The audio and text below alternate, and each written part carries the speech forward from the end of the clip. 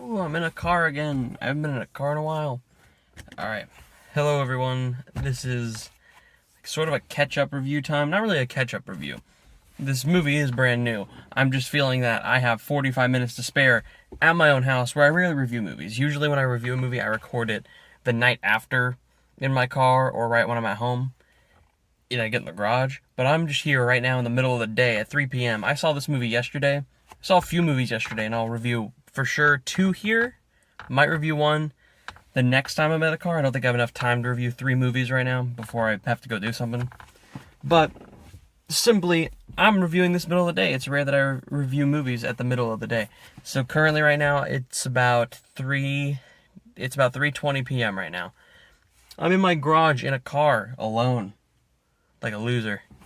I'm alone all weekend at home, so I figured while I have time, might as well try to review a few movies that I've saw. This is a new one. I saw Peter Rabbit 2, The Runaway. A little backstory on me with Peter Rabbit. I thought that movie, the first one, released in, I believe, 2018 or 17. I think it was 2018. I expected that movie to be the biggest piece of shit that I will have seen that year. Like it just looked impressively bad. It's something about the trailers looked like it would be, and from Sony Animation, the fact that it came from them, made me think it was going to be sort of in the style and look of like the Smurfs and like Alvin and the Chipmunks. It looked complete shit. It looked like complete shit. Thankfully, that movie was a big surprise. The comedy was meta. They completely made fun of the fact that they are these cliche kids movies that come out, such as the Alvin and the Chipmunks and the Smurfs movies. They make fun of the jokes they normally do in those, and instead give you a story that is predictable and simple, but consistently make fun of itself with really dark humor. That's what the first film was. There is murder, bear traps, killing. Literally, people do die in that first film. And the slapstick gags are so over the top to a point where it's like, at the point of being unbelievable, it's fucking crazy. But they completely are in on it and make fun of the fact that they are based off a Beatrix Potter story, an emotional book with beautiful art if you've ever read the original Peter Rabbit story and what it's based on from Beatrix Potter. And they consistently just make fun of the fact that this movie's nothing like that. This is a insanely fucking crazy movie that feels like people who genuinely have some decent writing skills know. It feels like Deadpool but PG, but also more contained, unlike Deadpool, which is sort of obvious and like ad-lib stuff from Ryan Reynolds constantly. This feels more consistent. Weird to say because it's a kid's film, so you would think it'd be a little more all over the place, and at times it can be in that first film. With the second film, the story follows up directly after the first one. She published the Peter Rabbit novel, the first Peter Rabbit novel, and it successfully spreads to small parts of the country in London, is what's hinted at. The book that B wrote, played by Rose Byrne, she wrote the book based on what happened in that film. It's really just what the story is. And it's an emotional story more in that film, because if you don't remember in the first film, they talk about Peter's backstory, his life. His sisters were all born at the same time, but at the time he had no one sort of there. His dad was murdered by Old Man McGregor, who was the farmer next door. Just a lot of fucked up shit. And then Old Man McGregor eventually died of a heart attack, but then the film becomes this crazier thing altogether. And with all that being said, the fact that it becomes a crazier thing altogether didn't affect the enjoyment I got from that film. That film was just so fucking funny. I gave it a rewatch literally just yesterday. I literally rewatched it yesterday before we went to go watch the new one, because I went with my nephew. And I thought he should see the first one before we go to the new one, in case there was any connections or he would be confused by the story. He's already young and doesn't fully understand everything, so of course it's going to be confusing anyway. But that first film was a good fucking film. It's not like Paddington. Paddington like has way more joy and heart to it. There's something more emotionally relevant. But if I'm going strictly for laughs, I think the Peter Rabbit films are fucking impressive, including this new one. I have to admit, I enjoyed Peter Rabbit 2, The Runaway, I believe is what it's titled. The story here revolves around where it left off at the first one. B is now a famous author. Kind of. Her book became really popular, and they thought her artwork and her writing was so good that someone who, I can't remember the guy's name, the character name, but he's played by David Oyelowo, if you know who David Oyelowo is. He ends up playing this publisher for a really big company who basically is taking her book and making it more publicly amusing to everyone, rather than like this emotional little beautiful art book with really good artwork in it. It's going to be this grand adventure book. All the rabbits all wore jackets last time, and it's this cute little story about the rabbit's life. Now it's like, no, they got to go to space. They got to be surfers. They got to be fucking cool. People in America want to read this shit too. We have to focus in on that American capitalism and appeal to all mass audiences, which the movie itself is constantly making fun of. If that first one was making fun of the fact that it's a kids' family film, and usually you expect these to be shitty, and constantly using some tropes from those things, but making fun of it, this movie makes fun of the fact that it's a sequel, and it is making fun of like what Americans would want to see in it.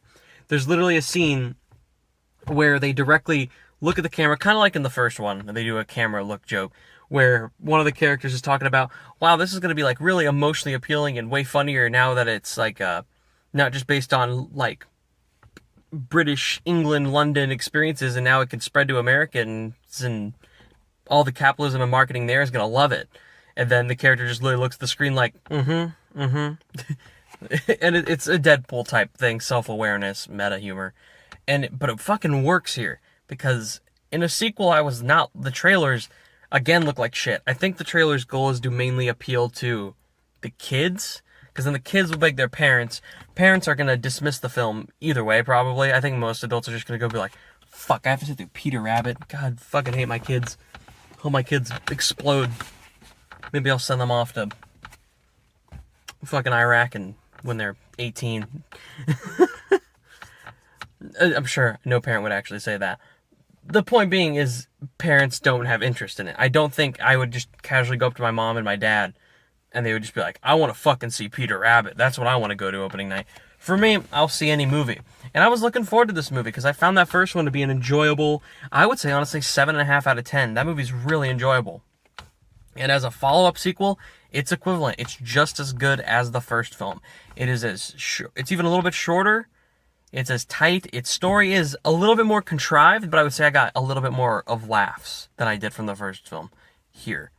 The story, as it continues, the rabbit story, which is the main story, Domhnall Gleeson's character from the first one, who's the new McGregor, the one that they like, who gets married to Rose Byrne in the beginning of the movie. They always talk about having a family. Peter thinks he's going to get abandoned. Only Rose Byrne loves him, but she's starting to focus on her artwork, so she's kind of not there for them. So, he has Domhnall Gleeson's character. But Domhnall Gleeson always notices him in scenarios where it looks like he's doing something to fuck him over. He has a tomato patch. That's his new hobby, is he wants to make really good tomatoes to sell to people. And one day, Peter stops another animal who's taking all the tomatoes, because those are the ones he's not supposed to take. And then Peter's putting them back in place, but old man, the McGregor, not old man McGregor, Domhnall Gleeson's Mr. McGregor sees that he has the tomatoes, and he's like, "You're fucking messing with my tomatoes, Peter. What are you doing?" And in every scene, it's that cliche buildup where it's like he didn't actually make the mistake, but it's getting blamed on him. And they make fun of that later in the movie, which is great. Eventually, this causes Peter to run away, find a group of new rabbits who are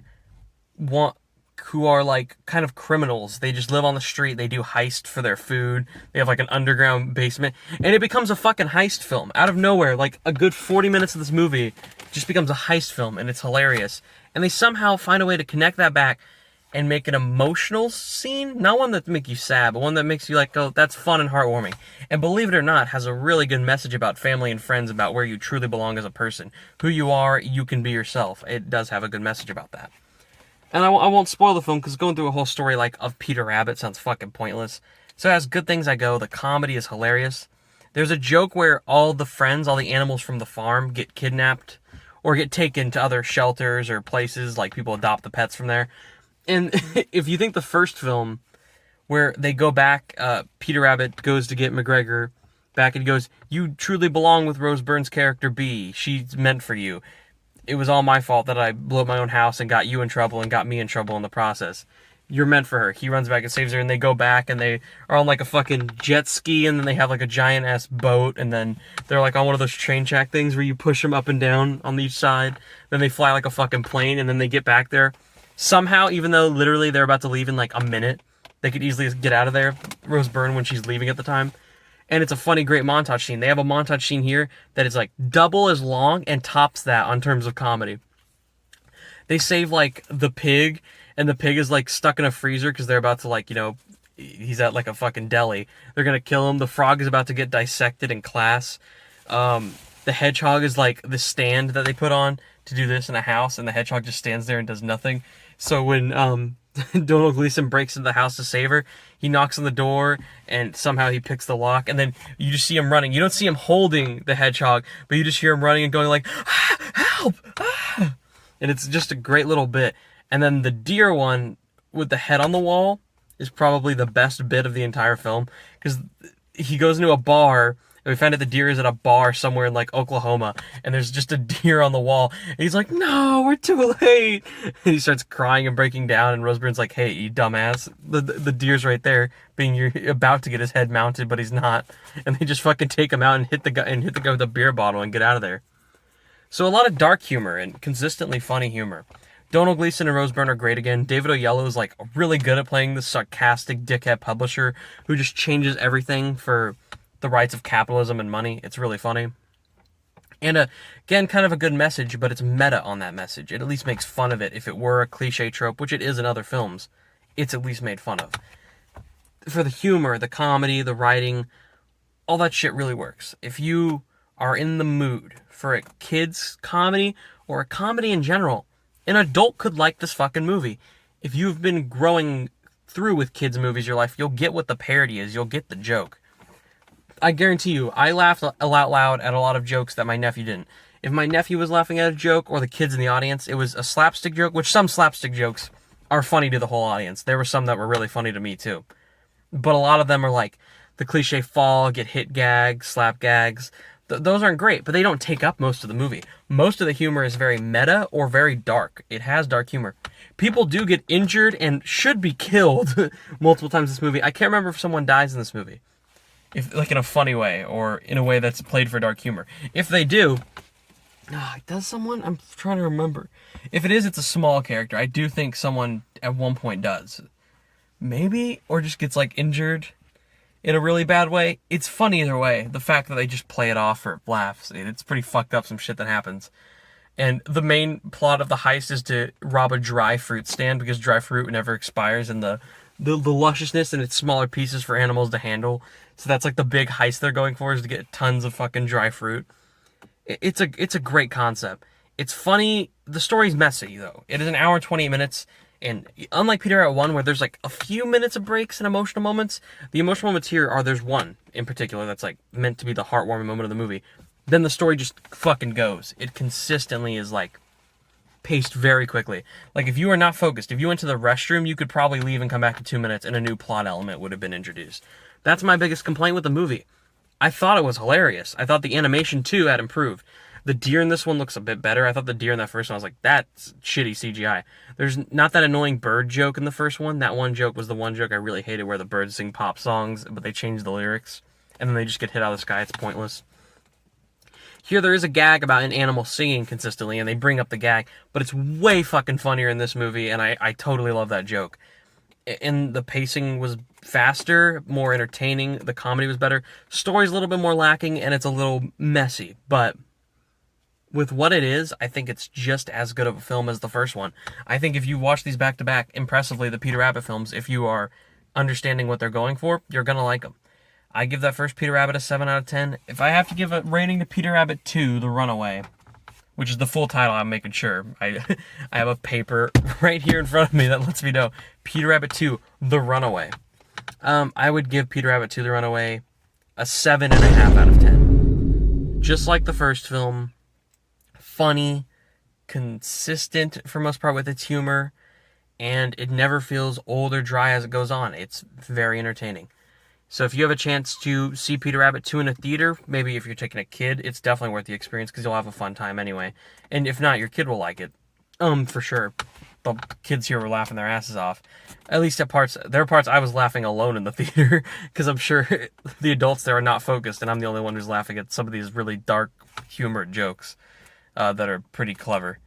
But yeah, if you have a chance to see Peter Rabbit 2, especially at home, it'll probably be at home pretty soon with how theatrical releases are still happening. then in that case, definitely check it out at home. I'm gonna definitely get a Blu-ray of this. I have the 4K of the first. If this gets a 4K, I'll pick up the 4K of this, because Sony will probably do that. Yeah, that's it for at least this review. Coming up in reviews, I have The Hitman's Wife's Bodyguard, which I did see. I got to go see it at early screening. And then the other movie I watched at home is a movie called Infinite, going straight to Paramount Plus. It was a $50 million movie that was supposed to go to theaters, but then they moved it to Paramount Plus. Paramount did. They put it on their own service, because I'm guessing they had no confidence in it. And to be fair, should they have had confidence in it? No, it's probably a good thing they put it at Paramount Plus. We'll get into that later, starring Mark Wahlberg. What else is there? Oh, and not that I'm reviewing this now, but Meet the Blacks 2. Somehow that sequel that was finished like 3.5 years ago, maybe even 4 years ago, is finally fucking coming out, and I'm based on what I've heard, it might be the worst comedy of the year from what I'm hearing, or worst movie of the year from what I'm hearing. But I'm seeing that tomorrow night, so at least you got 3 more reviews coming up, and Peter Rabbit 2. I'll just let you know, probably out of all the films I'm going to review, I'll just say Peter Rabbit 2 will be the best. And that's not to say I didn't like Hitman's Wife's Bodyguard or Infinite. Maybe I did. And I'm just taking a guess I won't like Meet the Blacks 2 based on what I've heard. Meet the Blacks 1 was pretty fucking terrible. The only times I laughed during that movie were really early on, when they had like an opening gag with like announcing The Purge. I remember that scene still in my head very vividly. But that I remember laughing, and I hated that movie besides that. Yeah, Peter Rabbit 2. Woo! Let's go. 7.5 out of 10. Bye. This is fun. I'm speeding up a little. I'm speeding up quite a bit.